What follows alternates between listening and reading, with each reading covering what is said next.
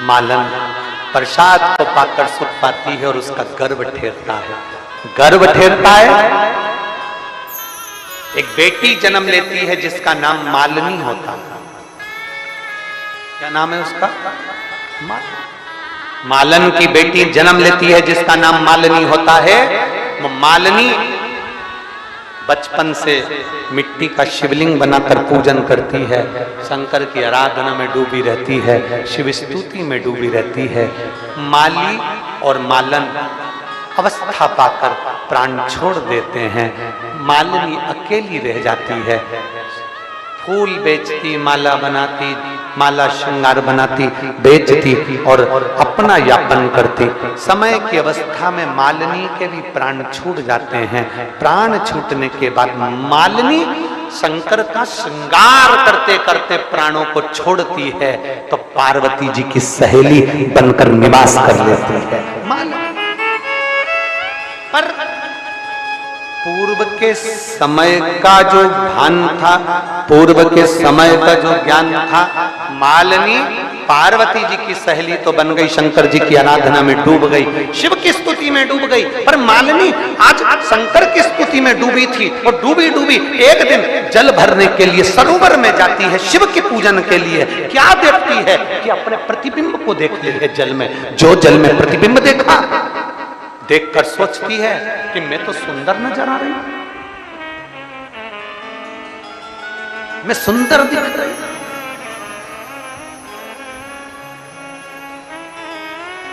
मालिनी को लगा कि मैं सुंदर नजर आ रही हूं,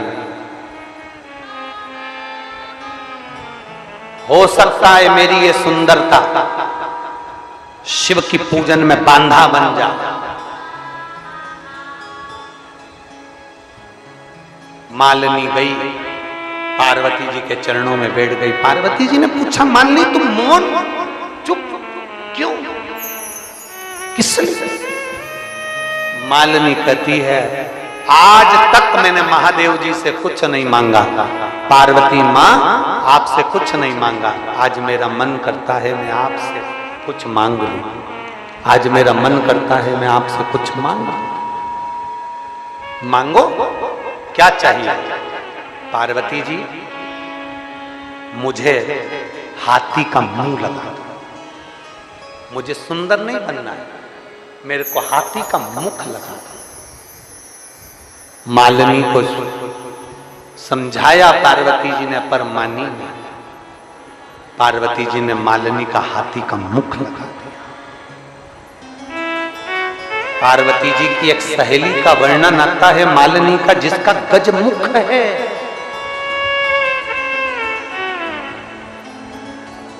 गजमुख, जिसको गणेश जी महाराज की धाय माता के रूप में भी माना गया कि गणेश जी महाराज को मालिनी अपनी गोदी में खिलाती है। गजानन गजमुख है, गजमुख। शिव को रिझाने के लिए बहुत सारे धन दौलत संपदा और बहुत सारी वस्तुओं की जरूरत नहीं है। मालिनी का चरित्र कहता है, मां पार्वती जी की सखी का चरित्र कहता है कि एक लोटा जल से भी आप शिव को रिझा सकते हो, बस अपना हृदय भोला रखना। तारकासुर के 3 रिटर्न नहीं आ रहा है, गला अलग पकड़ रहा है। तारकासुर के 3 पुत्र हैं, तारकाक्ष, विदुम्माली और कमलाक्ष। 3।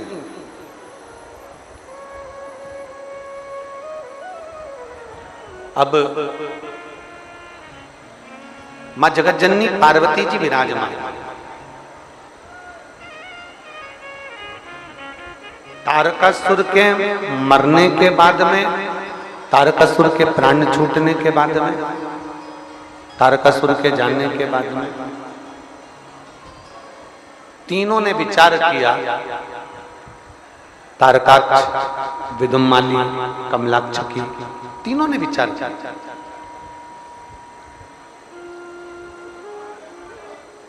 हम कभी मरे ही ना, हमारे प्राण छूटे ही नहीं। ऐसा कोई उपाय किया जाए, ऐसा कुछ किया जाए जिससे हमारे प्राण ही ना छूटे।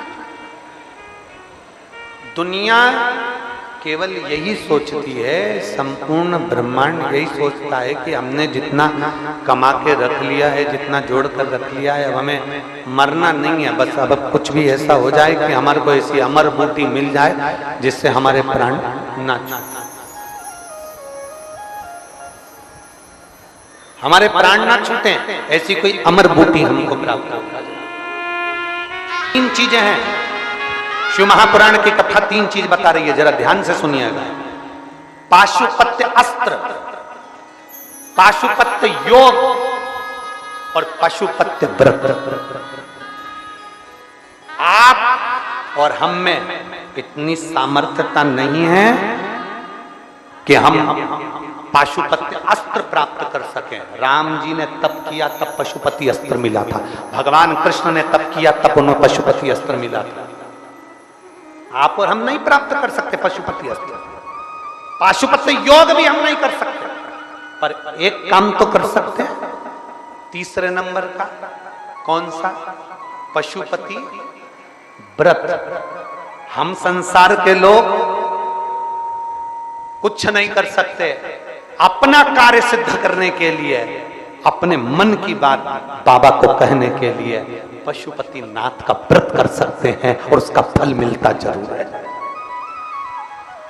पशुपति नाथ व्रत का फल प्राप्त जरूर होता है, पशुपति नाथ के व्रत का फल मिलता जरूर है, प्राप्त जरूर होता है, मिलेगा।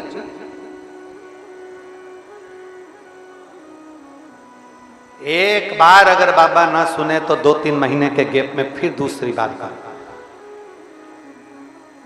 दिल से करना, दिखावे से नहीं।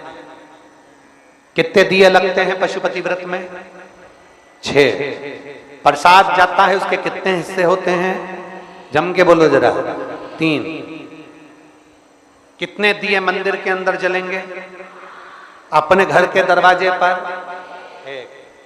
सुबह पूजा की थाली लेकर भगवान के मंदिर में जाइए, अभिषेक पूजन करिए, बाबा का सुंदर स्नान पूजन आदि सब कराइए, बाबा की भक्ति धारण करिए, बाबा से प्रार्थना करिए, बाबा से निवेदन करिए, बाबा से विनती करिए। पूजा की थाली वापस ले आओ, उसको रख दो। शाम के समय 6 दिए अपनी थाली में रखो, प्रसाद एक जगह पर लेकर चलो। हिस्से करने के लिए कोई कागज की प्लेट, दोना या कागज जो भी आप ले जा सकते हो, पत्ता पत्तल जो भी वो लेकर पहुंचे। बाबा का शाम के समय भी पूजन अर्चन भजन, बाबा का शाम के समय भी पूजन भजन अर्चन करिए। 6 दिए जमीन पर रख दीजिए।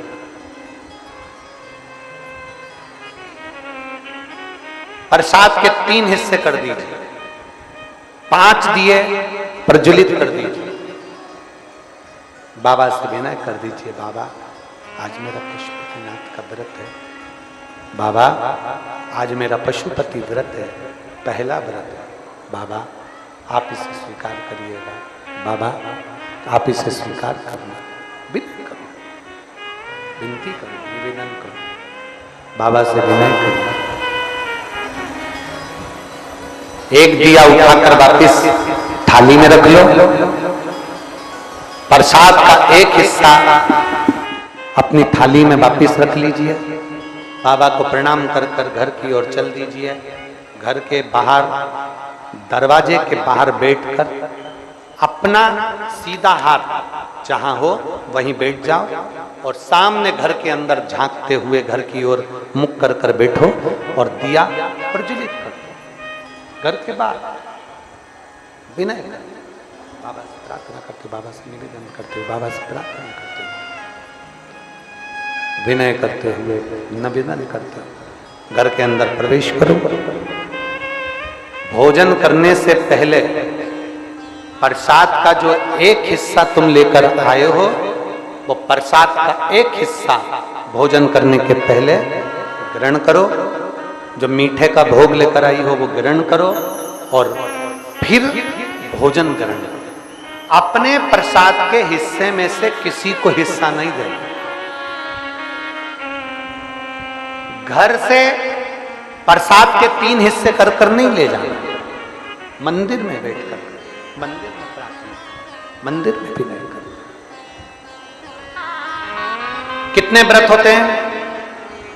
कितने सोमवार? 5 सोमवार।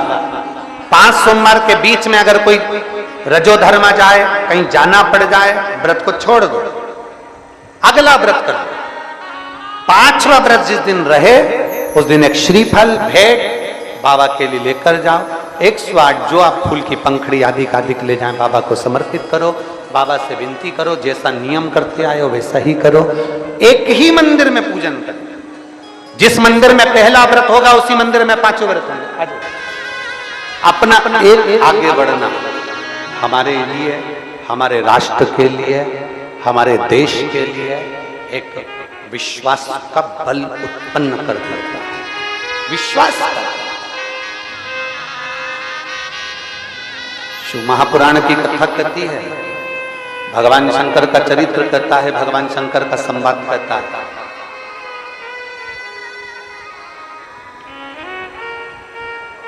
शिव को पाने की ललकता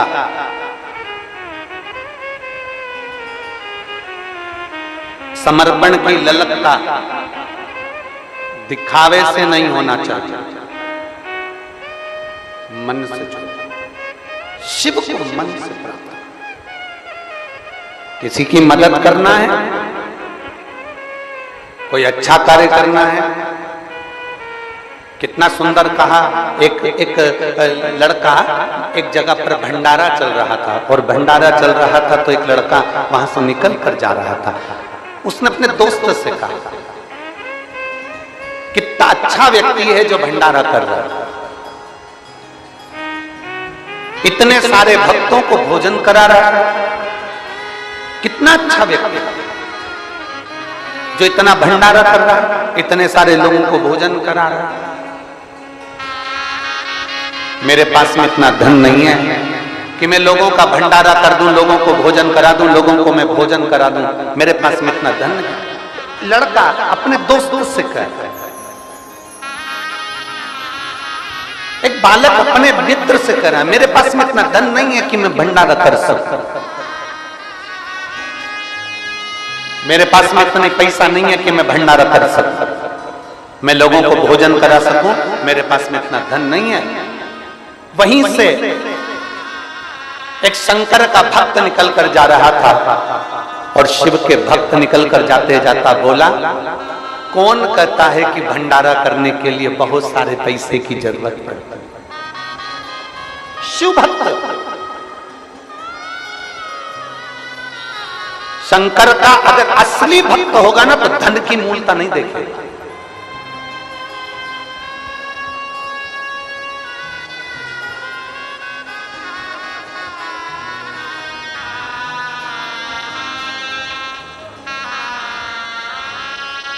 वो धन की मूलता नहीं देखे। असली अगर शंकर का भक्त होगा तो वो धन की मूलता नहीं देखेगा।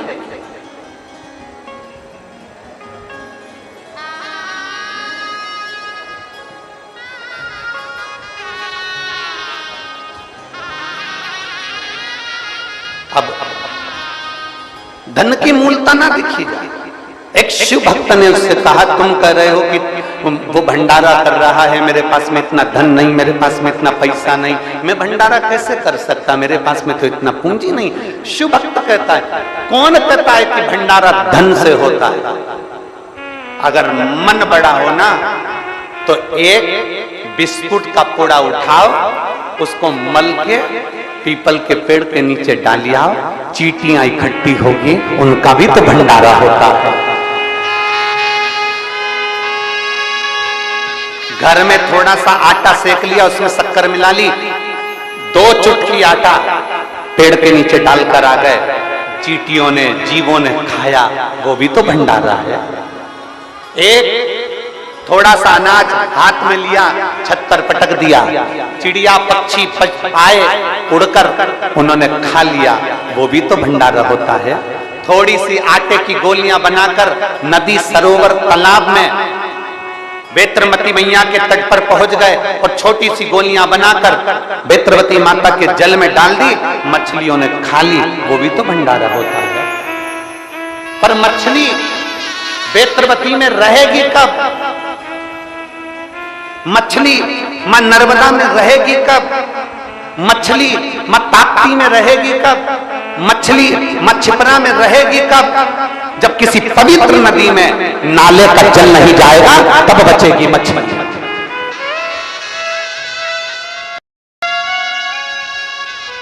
हमारी पवित्र नदियां अशुद्ध होती चली जा रही हैं। हमारी पवित्र नदियों में गंदा गंदा पानी मिलता चले जा रहा है। हमारी पवित्र नदियों में गंदे गंदे नाले मिलते चले जा रहे हैं। हमारी पवित्र नदियों में ना जाने कौन कौन सी नली का पानी जाता रह रहा है और नली का पानी, गटर का पानी हमारी पवित्र नदियों में जाता है। नदियां अशुद्ध हो जाती हैं। शिव महापुराण की कथा तो यहां तक कहती है कि आप शिवलिंग का निर्माण अगर सावन के महीने में कर रहे हो तो शिवलिंग का निर्माण करो, मना नहीं है। पर एक बात याद रखना कि निर्माल्य चढ़ा हुआ नदी में विसर्जन नहीं करना। उसको एक खड्डे में डालकर उसकी खाद तैयार करो, शिवलिंग का विसर्जन करो और निर्माल्य का विसर्जन मत करो। क्योंकि मिट्टी तो बह जाएगी, नदी में रम जाएगी, पर जो निर्माल्य हम डालते हैं वो कोने में पड़ा पड़ा सड़ता रहता है। सड़ता सड़ता बदबू मारता है, फिर बाद में वो गलता रहता है, सड़ता रहता है, बेकार होता रहता है और उससे पानी का स्रोत कम हो जाता है। इसलिए प्रयास करो। जरूरी नहीं कि बहुत बड़ा भंडारा करो, जरूरी यह है कि आपका मन बड़ा कैसे करना है। कोई जरूरी नहीं कि आप 2-5 कुंटल की नुक्ति बनाओगे तो भंडारा होगा। 1-2 रुपए का बिस्कुट का पैकेट, 1 रुपए का बिस्कुट का पैकेट खरीद के उसको मलकर अगर किसी पेड़ के नीचे थोड़ी देर डालने के बाद बैठ जा और देख चींटियों का भंडारा चालू होता है कि नहीं होता, इतने सारे जीवों का भंडारा होता है।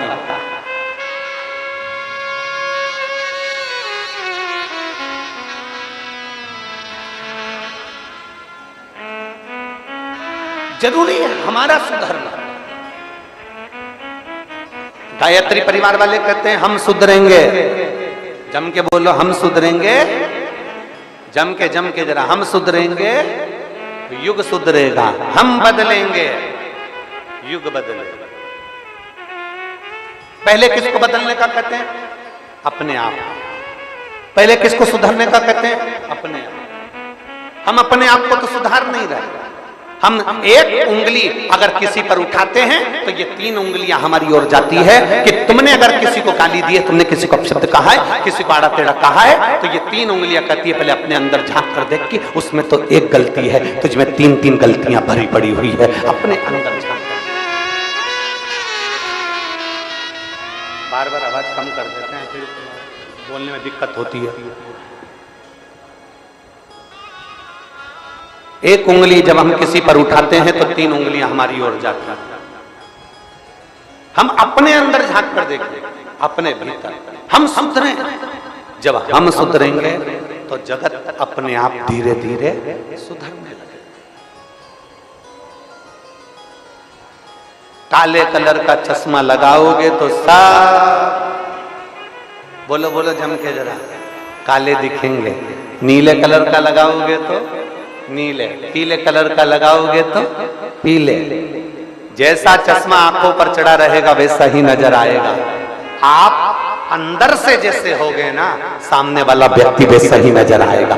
चोर को चोर नजर आता है, साहूकार को साहूकार नजर आता है, कपटी को कपटी नजर आता है, बेईमान को बेईमान नजर आता है, प्रपंची को प्रपंची नजर आता है, ढोंगी को ढोंगी नजर आता है, कामी को कामी नजर आता है और धर्म वाले को धर्म नजर आता है, संत को संत नजर आता है, साहूकार को साहूकार नजर आता है और भगवंत को भगवंत नजर आता है और शिव भक्त को सारे शिव भक्त नजर आते हैं। ये हमारी दृष्टि होना चाहिए। बोल बम का नारा है, जम के बोलो जरा, बोल बम का नारा है। हमारी दृष्टि क्या कह रही है, हमारी सोच क्या कर रही है, हमारी बुद्धि क्या कह रही है।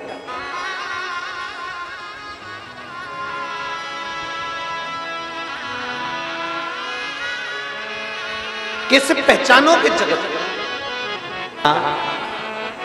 एक माँ ऐसी बैठी हुई है जो किसी के खेत में काम करती है।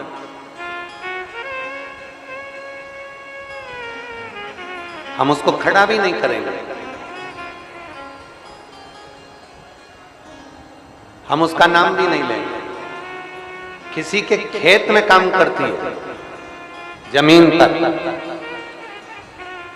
वो उसने लिख के भेजा था हाली का काम उसका पति करता है और वो भी उस खेत में काम करती है। हाली का काम क्या होता है? जमीन में काम आदि करना।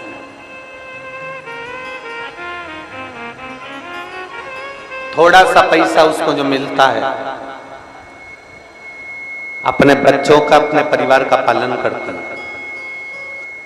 पर 7 दिन की पूरी कथा में इतना बड़ा डब्बा भरकर रोज रोटी बनाकर लाती है, साथ में कभी मिर्ची का ठेसा ले आती है, कभी बेसन बनाकर ले आती है, कभी आलू की सब्जी बनाकर ले आती है। और वो अपने आसपास में जितनी बैठी रहती है उतनी बैठी हुई को, वो अपने पास में बैठी हुई को 2, 4, 5 को जितनी दे सकती है उतने प्रेम से उनको 2-2 रोटी खिला देती है। जरा विचार करिए,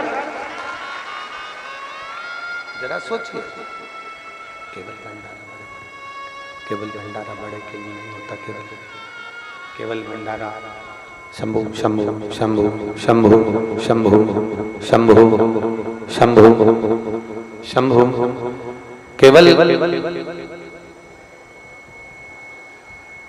बहुत सारा तुमने बनाया और खिलाया, वो भंडारा नहीं अपने दिल से। भगवान शंकर को अपन दिल से दे देंगे, भगवान शिव को अपन, भगवान देवादित्य महादेव को अपन जब दिल से, हृदय से भगवान शंकर को समर्पित करेंगे तो वो भी उसको प्रणाम करता हूं मैं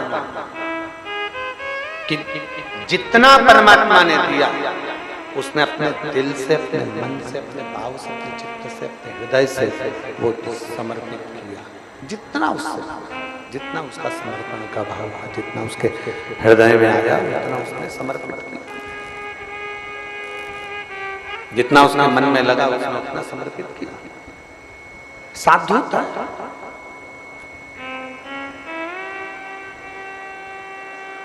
तुम्हारे घर में कितना भी दुख हो,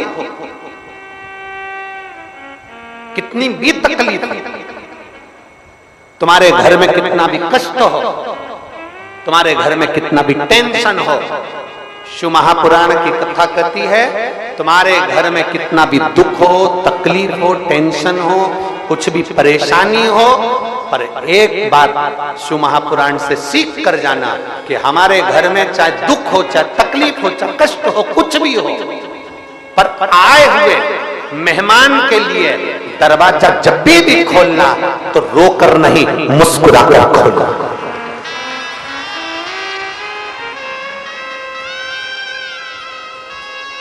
घर में कितना भी दुख हो, घर में कितनी भी तकलीफ हो, घर में कितना भी कष्ट हो, आए हुए अतिथि के लिए, मेहमान के लिए दरवाजा खोलना तो मुस्कुरा कर खोलना। क्यों? अतिथि देवो भव। अतिथि नहीं आता, कभी कभी भगवान अतिथि के रूप में आता है। तेरा मुस्कुराता हुआ चेहरा देखकर जब तेरे घर में प्रवेश करता है तो भले दुख क्यों ना हो, उसके मुस्कुराते हुए चेहरे को देखकर परमात्मा भी कह देता है तूने मेरा स्वागत मुस्कुरा कर करा है, जा तेरे दुख को मैं हर कर लेकर जाता हूं तुझे खुशियां देकर। अपना घर का दरवाजा जब भी खोलना तो मुस्कुरा कर खोलना। कितना भी दुख, कितनी भी तकलीफ, कितना भी कष्ट,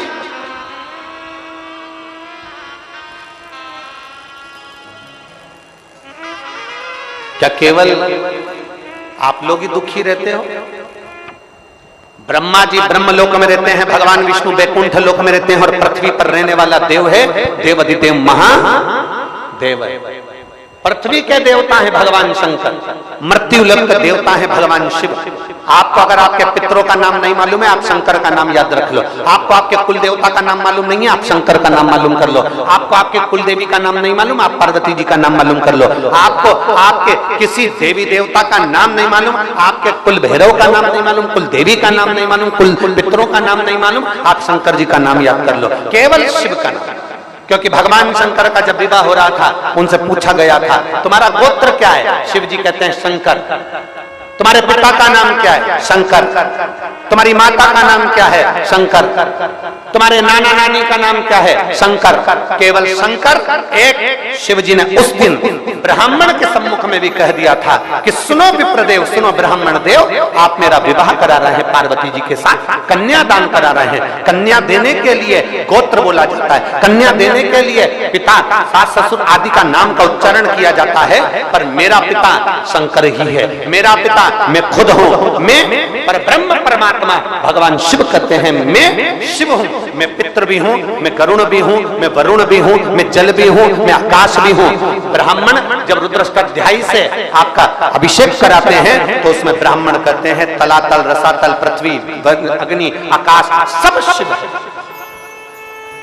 संपूर्ण ब्रह्मांड शिव में भगवान शंकर कहते हैं सुनो विप्रदेव, सुनो ब्राह्मण देव, अगर किसी को अपना गोत्र का भी स्मरण ना हो और कोई अपने पितरों का भी स्मरण करना भूल जाए, भूलवश भी अगर मेरा नाम का मात्र उच्चारण कर लेता है तो उसके पितरों को और उसके देवता को भाग पहुंचाने की जवाबदारी मेरी हो जाती है।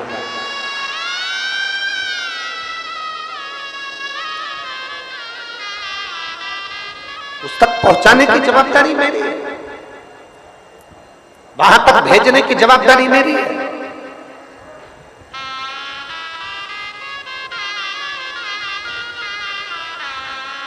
आप शिव को भजो तो एक पत्र है, देखिए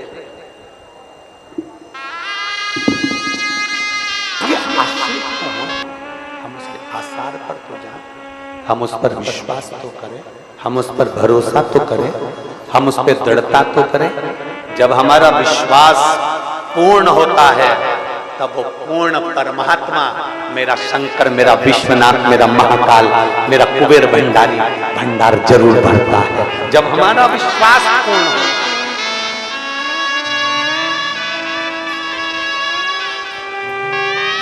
ऐ मेरी विदिशा की जीजी और मेरे विदिशा के जीजाओं, बेटियों, बेटाओं, मेरी माताओं, मेरे भाई, मेरे बंधु, मेरे सखाओं, निवेदन, दिखावा करने कभी कथा में मत जाओ, भीड़ बढ़ाने कभी कथा में मत जाओ, दिखावा करने के लिए कभी मंदिर मत जाओ। तुम्हारे अंदर अगर विश्वास है कि मेरा दुख मेरा महादेव काटेगा, मेरा दुख मेरा शंकर काटेगा, दिल में अगर भरोसा है तो शिव महापुराण की कथा में जाना और भगवान शंकर के मंदिर जाना, नहीं तो मत जाओ।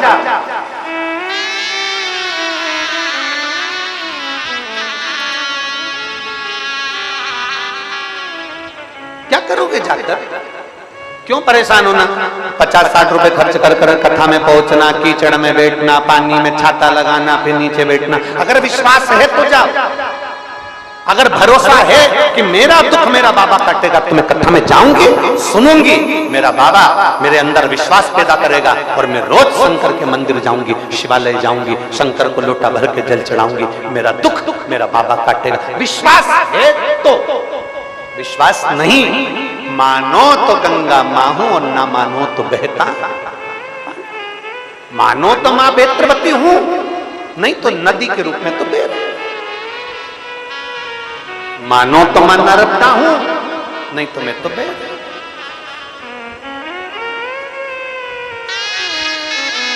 आप अपने भरोसे को, आप अपने विश्वास को दृढ़ बनाइए।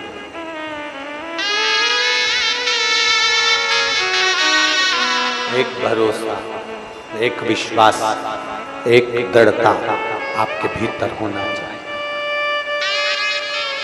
मत दो किसी को कुछ भी। आपका दिल नहीं करता, बिल्कुल मत दो किसी को कुछ भी। पर एक काम करना, मदद करने के लिए धन भले मत देना, पर मदद करने के लिए मन, अपना दिल, अपना समय जरूर देना और आगे बढ़कर खड़े।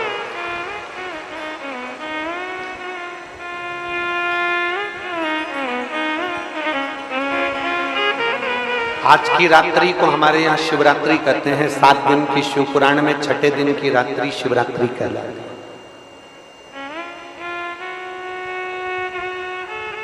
रात को लोग भजन करते हैं, कीर्तन करते हैं, सवेरे 8 बजे कथा में आने के लिए घर से 6-6, 5-5 बजे निकल जाते हैं।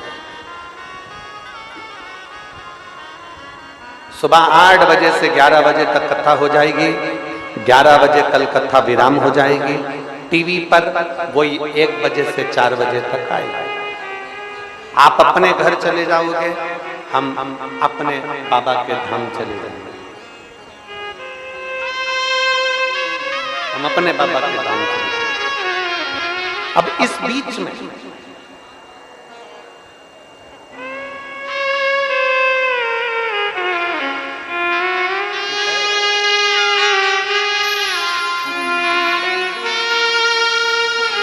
हर सिद्धि लोधी,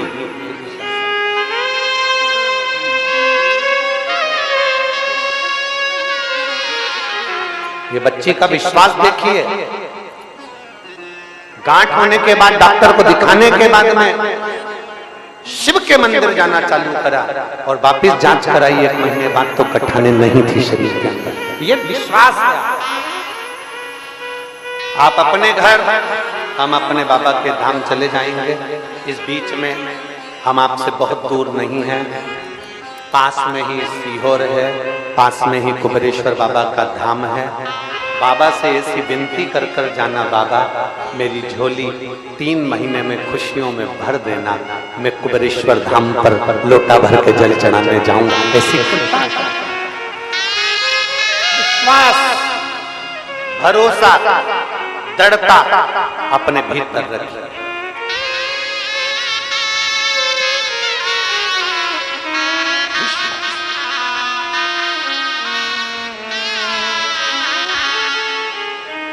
तारकाक्ष, विदुम्माली, कमलाक्षकी स्वयं के लिए सोचते थे।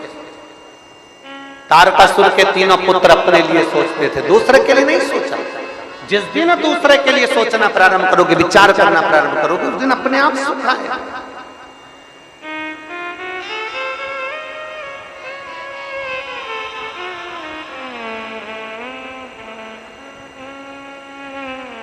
जिस दिन दूसरे के लिए विचार करना प्रारंभ करोगे, उस दिन अपने आप धन प्राप्त होता है।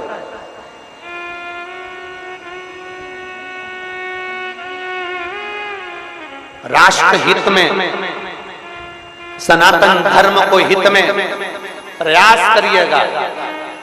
पहले के समय में हमारे राष्ट्र को जो तोड़ा गया था, हमारे देश पर जो दुनिया के लोगों ने राज्य किया था और हमको कहीं ना कहीं किसी न किसी रूप में गुलाम रख दिया था, उसका सबसे बड़ा कारण केवल एक था। अंग्रेजों ने हमारे राष्ट्र पर जो राज्य करा, उसका केवल एक कारण था।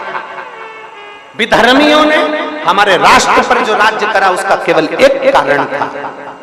जितने लोग मंदिर जाते थे, जितने लोग शिवालय जाते थे, जितने लोग भगवान के दरवाजे जाते थे, उनको धीरे धीरे मंदिर से दूर कर दिया था। मंदिर से इतना दूर कर दिया, इतना दूर कर दिया कि बाद में उन्हीं मंदिरों पर आक्रमण कर कर कर तोड़ तोड़ कर उनका सारा धन वैभव ले गए और मूर्तियों को खंडित कर दिया गया। हमारा शास्त्र कहता है उस समय पर अगर एक एक सनातन धर्मी मंदिर जाता रहता, मंदिर में 1 लोटा जल चढ़ाता रहता, मंदिर की चौखट चढ़ता रहता, सब एक जगह पर सनातनी एकत्रित होते रहते, तो किसी विधर्मी में दम नहीं थी कि इस राष्ट्र पर अपना कब्जा जमाए। और आज फिर पूरा भारत, पूरा देश शंकर के मंदिर में 1 लोटा जल चढ़ाने बच्चे से लेकर बूढ़ा तक जा रहा है। बच्चे से लेकर बूढ़ा तक जा रहा है। सारी दुनिया को टेंशन पड़ गई कि ये क्या होने लगा। हम सनातन धर्म को तोड़ने की बात कर रहे हैं और मालूम पड़ा सनातनी फिर जुड़कर छोटे छोटे मंदिर में जाना प्रारंभ कर दिया। फिर चिंता पड़ गई। याद रखना, राष्ट्र का सैनिक, भारत का सैनिक वेतन के लिए नहीं, वतन के लिए काम करता है। और सीहोर वाला महाराज कथा धन के लिए नहीं, सनातन धर्म को जोड़ने के लिए करता है। सनातन धर्म कैसे जुड़े, मंदिर तक कैसे जाए। लोगों ने मंदिर में इतना इतना विधान बता दिया था, ऐसे दर्शन मत करना, ऐसे प्रणाम मत करना, ऐसे मत छूना, ऐसे मत जाना, ऐसे मत करना। लोग दूर हट गए, नवयुवक बेटा बेटी दूर हट गए, सनातन धर्म के लोग मंदिर से दूर हट गए। शंकर की कथा ने फिर कह दिया, एक लोटा जल सारी समस्या का हल। तुम जैसे चढ़ाओ भगवान को चढ़ाओ, तुम्हारा जैसे मन करे वैसे मंदिर जाओ, तुम्हारा जैसा दिल करे वैसे शंकर के मंदिर में झाड़ू लगाओ, वैसे पोछा लगाओ, वैसे बेलपत्र चढ़ाओ, कैसे भी जाओ पर शंकर के मंदिर तो जाओ। अपने माता पिता के सामने ढोंग से मत जाना, अपने माता पिता के सामने ढंग से जाना। बस यही शिव पुराण कहते हैं। ढोंग की जिंदगी मत जियो, ढंग की जिंदगी जियो। मेरे भगवान कालाधिपति के सामने जाना, मेरे शंकर के मंदिर में जाना, मेरे शिवालय में जाना, शिव की चौखट पर जब भी जाना, शंकर के मंदिर में जाना, शिव महापुराण की कथा में जाना, तो ढोंग कर कर मत जाना, ढोंगी बनकर मत जाना, ढोंग से दूर हटकर ढंग के बनकर जाना कि हमें यहाँ दिखाने नहीं आना है, हमें तो यहाँ बाबा को रिझाने आना है। यहाँ मेरा पिता बैठा है, यहाँ मेरी माँ बैठी है जो मुझे ढंग की जिंदगी जियो। ढोंग की जिंदगी में क्या पड़ा, क्या पड़ा है ढोंग की जिंदगी।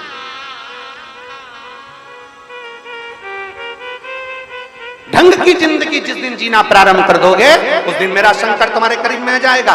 कभी एक बार काशी घूम कर आइए, कभी एक बार उज्जैनी घूम कर आइए, कभी एक बार सोमेश्वर घूम कर आइए, कभी एक बार केदारेश्वर घूम कर आइए, कभी एक बार 12 ज्योतिर्लिंग में से किसी ज्योतिर्लिंग का दर्शन कर कर आइए। वहां के विद्वान संत ब्राह्मण साधु सन्यासी तपस्वी साधक उपासक भगवान शंकर की अविरल भक्ति में लगे हैं। जो भगवान शंकर की असली भक्ति में डूबे हुए हैं वो ढोंग नहीं करते, वो ढंग की जिंदगी जीते हैं। और जो कई ऐसे पड़े हुए हैं जो केवल खाने के लिए, जोड़ने के लिए, अपना व्यापार चलाने के लिए भी पड़े हुए हैं, उनकी बात नहीं करते। हम तो कहते हैं कि शंकर के होकर, शिव तत्व को जानकर शंकर को अपने भीतर बिठा लीजिए, अपने भीतर शिव को बिठा।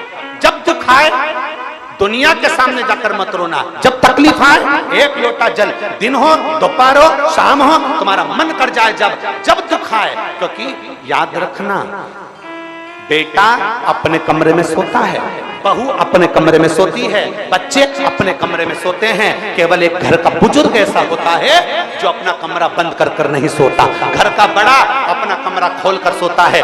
वैकुंठ में 7 दरवाजे हैं, ब्रह्मलोक में 5 दरवाजे हैं, इंद्रलोक में 9 दरवाजे हैं, सारे लोकों में 5 या 7 दरवाजे हैं, पितृलोक में 4 दरवाजे हैं। केवल एक कैलाश धाम ऐसा है जहां कोई दरवाजा नहीं है, मेरा महादेव खुला बैठा।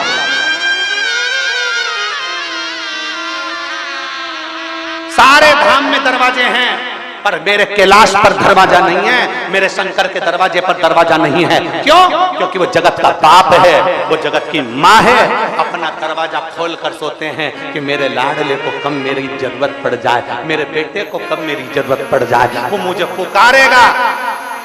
भगवान नारायण के मंदिर के आगे गरुण साइड में होंगे, ब्रह्मा जी का वाहन अलग होगा, इंद्र का वाहन अलग होगा, पर केवल एक शंकर भगवान का नंदी उनके दरवाजे पर बाहर बैठा रहता है, अंदर नहीं बाहर।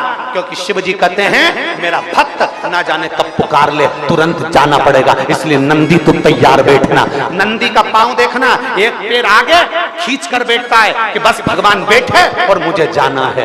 भक्त पुकारे और मेरा महादेव दौड़ कर आ जाए, वो शिव की भक्ति होती है। ढंग की जिंदगी जियो, ढोंग की जिंदगी में परमात्मा कभी नहीं मिल सकता, कभी नहीं। शिव की चौखट पर जाओ। दुनिया के लोगों को बहुत बुरा लगता है कि ये सियोर वाला करता क्या, सबको शंकर मंदिर भेज देता है, सबको शिव मंदिर भेज देता है, शंकर जी के मंदिर में। आज के समय में, पहले के समय में मंदिर खाली रहता था शंकर जी का, जल चढ़ाने वाले जाते थे, सोमवार चढ़ाया है, शिवरात्रि पे गए, सावन के महीने में गए चढ़ाया है। आज के समय में प्रत्येक सोमवार को जब माताएं पशुपति व्रत करती है तो प्रत्येक शंकर के मंदिर में दिवाली होती है, 5-5 दिए लगते हैं, पूरा मंदिर चकाचक होता है। शिव मंदिर का एक विश्वास अपने भीतर उत्पन्न करिए, एक भरोसा अपने भीतर उत्पन्न करिए। पूर्व के समय में दुनिया के लोगों ने जो करा, विधर्मियों ने अब नहीं होने देना है। अब हमको शंकर की ओर आसक्त। जगत गुरु शंकराचार्य जी ने करा क्या था? जगत गुरु शंकराचार्य जी ने एक ही कार्य किया कि सबको भगवान शिव से जोड़ने का प्रारंभ किया। शंकर से जोड़ दिया, 4 पीठों का निर्माण कर दिया। आज पूरे राष्ट्र की 4 पीठों पर 4 जगत गुरु शंकराचार्य बैठे हैं। ये 4 पीठ पर जो 4 शंकराचार्य बैठे हैं, ये हमारे मार्गदर्शक हैं। ये शिव से जोड़ने वाले हैं, अविरल भक्ति से जोड़ने वाले हैं। अविरल विश्वास पैदा कर, अपने भीतर एक भरोसा उत्पन्न करिए, एक दृढ़ता उत्पन्न करिए। एक पत्र देखिए, एक पत्र में क्या लिखा है? कहीं बैठी हो तो आ सकती हैं एक बेलपत्र लेने के लिए। एक भरोसा, एक दृढ़ता, एक विश्वास, एक भरोसे के साथ जब हम शंकर की चौखट पर जाएंगे, एक भरोसे के साथ जब हम शिव के दरवाजे तक जाएंगे, शिव हमको मिलेगा जरूर, शिव हमें प्राप्त जरूर होगा।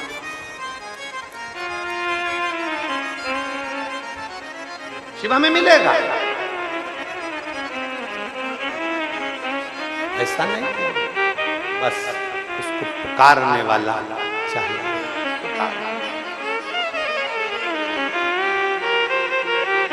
नहीं है हमारे पास में कुछ भी, आपके पास में ज्यादा धन दौलत नहीं है तो आप बाबा को क्या रिझाओगे? नहीं।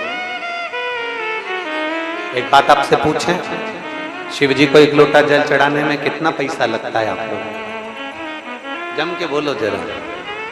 शिव जी को जल चढ़ाने में आप लोगों का कितना पैसा लगता है? जम के तो बोलो। नहीं लगता ना। आज तक इस व्यासपीठ ने कभी भी आपको पैसे का नहीं बताया कि आप कोई पैसा खर्च कर कर भगवान को आना, क्योंकि कई ऐसे साधारण से लोग रहते हैं जिनके पास कुछ नहीं रहता, फिर भी वो शंकर का भजन करते करते बाबा से फल प्राप्त कर लेते। उसको बोलो। जब मंदिर से आओ तो नंदी के कान में बोलकर आओ, मेरे बाबा को लेकर मेरे घर आ जाना। कभी उसकी चौखट पर जाकर भी नहीं।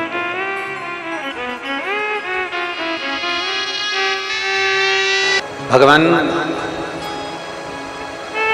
देवाधिदेव महादेव की कथा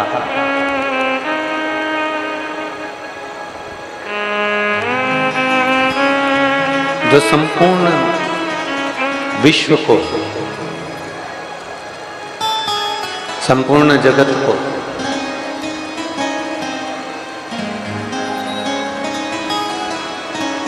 भक्ति के साथ जोड़ने का कार्य करती है। और देखिए, एक विश्वास और एक भक्ति। जिस दिन आपके भीतर भगवान शिव जी के प्रति एक विश्वास, थोड़ा सा विश्वास जागृत हो जाता है, जिस दिन आपके भीतर एक बहुत विशाल विश्वास तो बाद में जागृत होता है, पर एक छोटा सा विश्वास भी अगर जागृत हो गया तो ये निश्चित है कि भक्ति और श्रद्धा के बल पर भगवान देवाधिदेव महादेव आपका और हमारा कल्याण जरूर करते हैं। एक लोहे की कील है और मान लो वो लोहे की कील नदी के उस पार भेजना है। मान लो लोहे की कील है और लोहे की कील को नदी के उस पार भेजना है।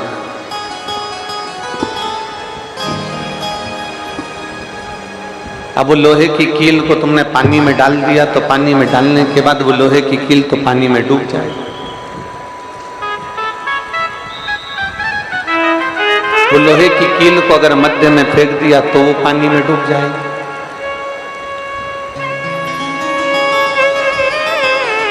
और वो लोहे की कील बार बार आप फेंकोगे, डालोगे, पानी में डूब जाएगी। पर शिव महापुराण की कथा कहती है, अगर उस लोहे की कील को एक लकड़ी में अगर ठोक दिया जाए, लकड़ी में अगर उसको गाड़ दिया जाए, ठोक दिया जाए, तो वो लोहे की कील धीरे धीरे धीरे धीरे पानी के साथ में बहती बहती पार उतर जाए। पीछे क्या प्रॉब्लम आ रही है पीछे वालों को? एलईडी नहीं चल रही है कि साउंड नहीं चल रहा है?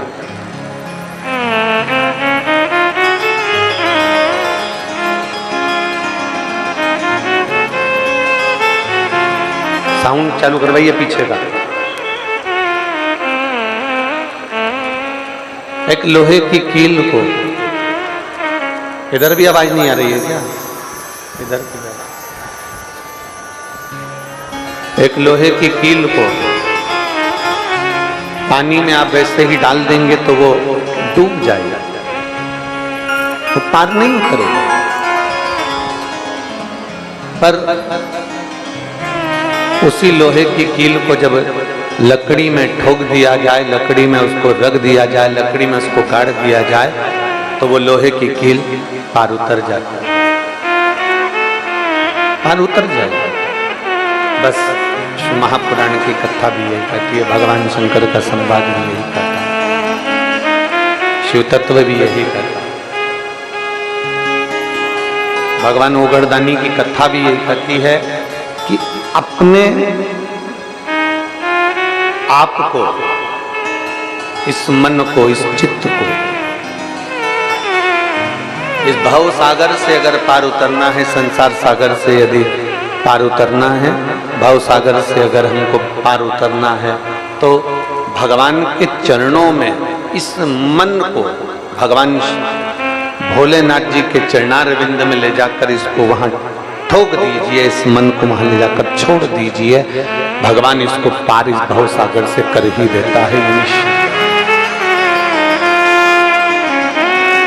बस आपको और हमको भगवान की अविरल भक्ति को धारण करना है।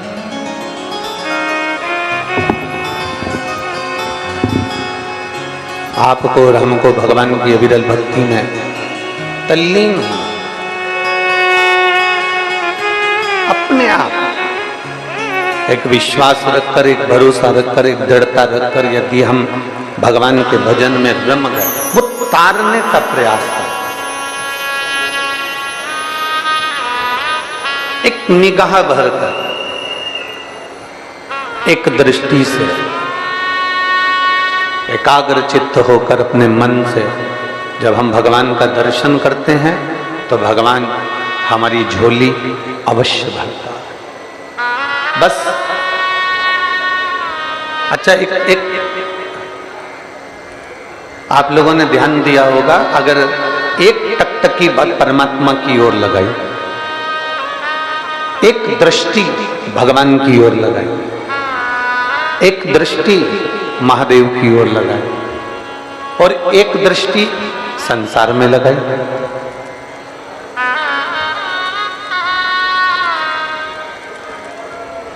कभी किसी, कोई स्त्री है, कोई कन्या है, कोई लड़की है, कोई व्यक्ति है, कोई पुरुष है, कोई लड़का है, कोई खूब बोल्ड आदमी है, कोई दादागिरी वाला है, या कोई अन्य है,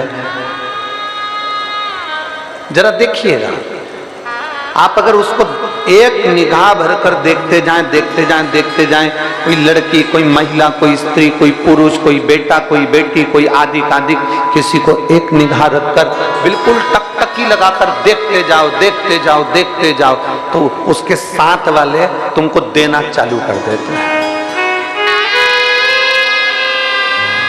बोलो तो सही है कि गलत है?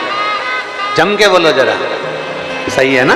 कि अगर तुमने किसी को एक टकटकी लगाकर, एक निगाह रखकर देखना चालू करा, तो उन्होंने तुमको देना चालू। उन्होंने निकाला जूता और चप्पल, जो मारा दड़ा दड़ दड़ा दड़ दड़ा। तुमने पूछा मुझे मार क्यों रहे हो? तो कहेगा इतनी देर से निगाह रख रख कर देख रहा है, एक टकटकी लगा कर देख रहा है, एक निगाह से देख रहा है, एक टकटकी लगा कर देख रहा है। तुमने निगाह लगाकर देखा, तुमने एक दृष्टि से देखा, तो उसने तुमको देना चालू करा। अब जरा विचार करिए, जब संसार वालों को देखा तो संसार वालों ने देना चालू करा, अगर मेरे महाकाल को देख लेते तो वो भी देना चालू कर देता, वो भी तो देता। संसार वाले कुछ और दे रहे हैं, संसार वाले तो दिए, उठाए ने जूता मार दिया, चप्पल मार दी ने, अब शब्द कह दिया, ताने दे दिए। संसार वाले तो ना जाने क्या दे, उसका कोई भरोसा नहीं है। पर यदि वही दृष्टि तुमने जैसे दूसरे को देखा, एक टकटकी लगाकर देखा, एक ध्यान लगाकर, एक निगाह से देखा, तो संसार वालों ने दिया। अगर वही निगाह, वही टकटकी, वही ध्यान अगर परमात्मा पर दिया होता, वही टकटकी, वही दृष्टि, वही नेत्र तुमने अगर भगवान को दिए होते, तो मेरा भगवान भी देना चालू करता, और इतना देता कि तुमसे बटोरा नहीं जाता। देवता देते हैं पल्ला झाड़ कर, और महादेव देते हैं छप्पर फाड़ कर। वो देता है, उसकी देने की रीति बड़ी अलग है।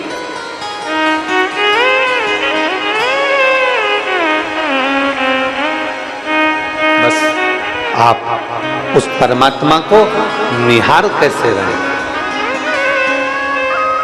कैसे नहीं?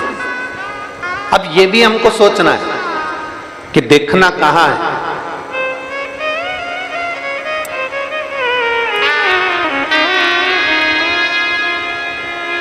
जब विशेष शरीर में अगर कोई रोग उत्पन्न हो जाता है, बहुत शरीर के अंदर अगर कोई बहुत बड़ी बीमारी हो जाती है, बहुत बड़ा रोग हो जाता है, बहुत तकलीफ आने लगती है,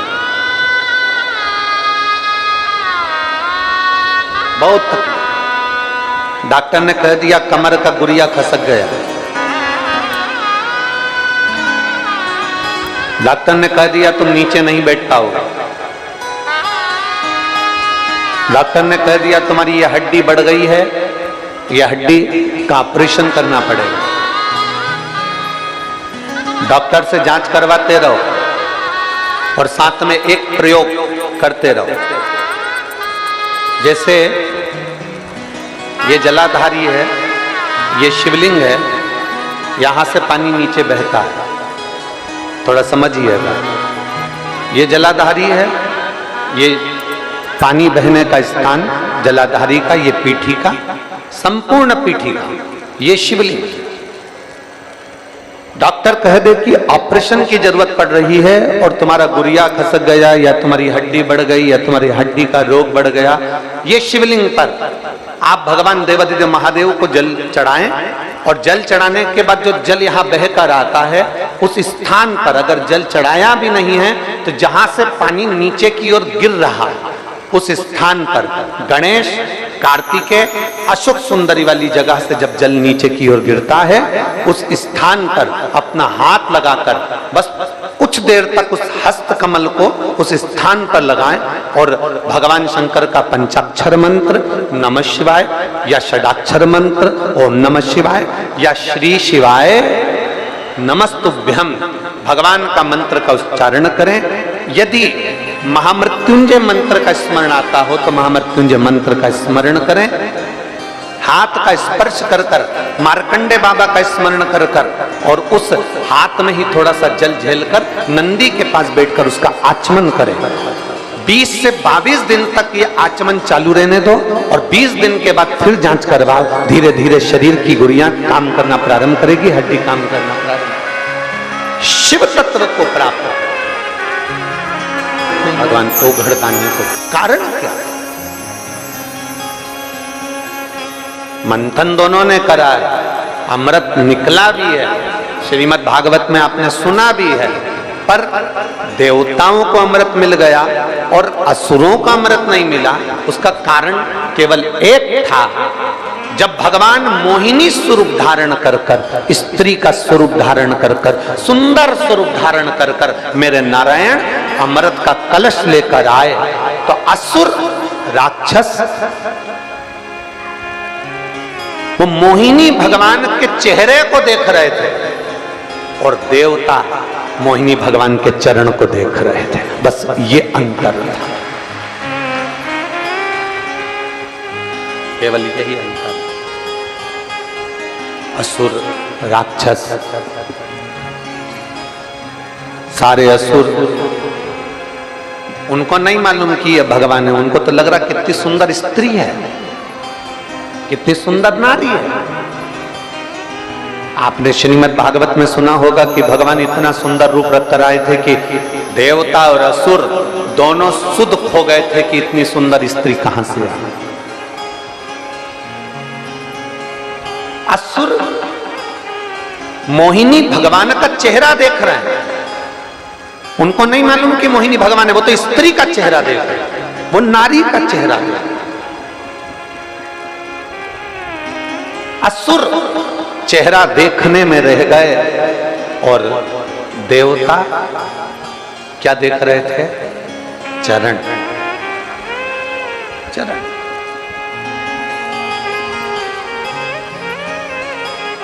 शिव महापुराण की कथा कहती है, किसी पर स्त्री का चेहरा देखने से अच्छा है उसके चरणार बिंद को नमन करो, उसके चरण को देख। पर स्त्री, पर नारी, कभी किसी पर नारी का चेहरा देखने से अच्छा है कि उसके चरण देख। और ये भरी सभा लगी, इतनी बड़ी सभा लगी हुई थी, देवता असुर दोनों बैठे हुए थे। असुर चेहरा देखने में रह जाते हैं और देवता भगवान के चरण देखने में। स्त्री है, उनको भी नहीं मालूम कि ये भगवान है, वो तो चरण देख रहे हैं, चरण। और जिसने, शिव महापुराण की कथा कहती है, जिसने अपनी जिंदगी में मेरे भगवान के चरण देख लिए, जिसने अपनी जिंदगी में भगवान के चरणारविंद को पकड़ लिया, पकड़ लिया, चरणार, जिसने पकड़ लिया, जिसने भगवान के चरणों को देखना प्रारंभ कर दिया, चरणों को छूना प्रारंभ कर दिया, चरणारविंद को देखना प्रारंभ कर दिया। किसी भी मंदिर में, भगवान के शिवालय में, देवालय में, कहीं पर भी जाओ, आप किसी भी मंदिर में पहुंचिए, अगर आते आते आप उस मंदिर की सीढ़ी को, आप उस मंदिर की चौखट को, आप उस मंदिर के शिखर को दर्शन करते, शिखर का दर्शन क्यों करते?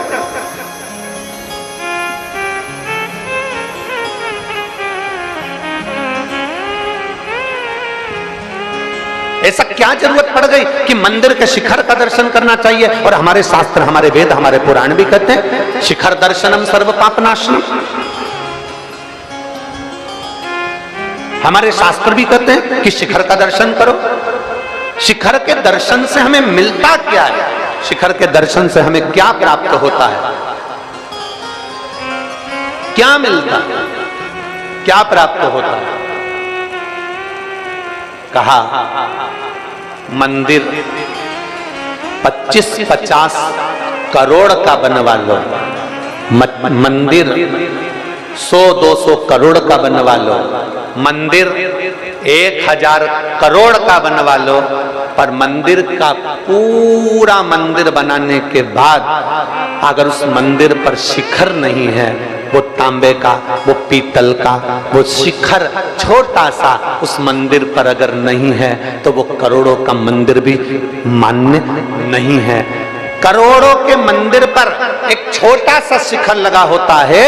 ये हमारा सनातन धर्म कहता है कि मेरे भोलेनाथ भी इस प्रेरणा को देते हैं कि भले करोड़ों लोगों से तुम्हारा संबंध हो, अरबपति, खरबपति और दुनिया के सारे धनपतियों से तुम्हारा संबंध हो, और शिव पुराण की कथा कहती है छोटा सा शिखर ऊपर भगवान ने रखा, उसी तरह छोटे से छोटे व्यक्ति को भी ऊपर रखना, तो तुम भी उन्नति की सीढ़ी पर चढ़। छोटे से छोटे व्यक्ति उन्नति की सीढ़ी पर चढ़।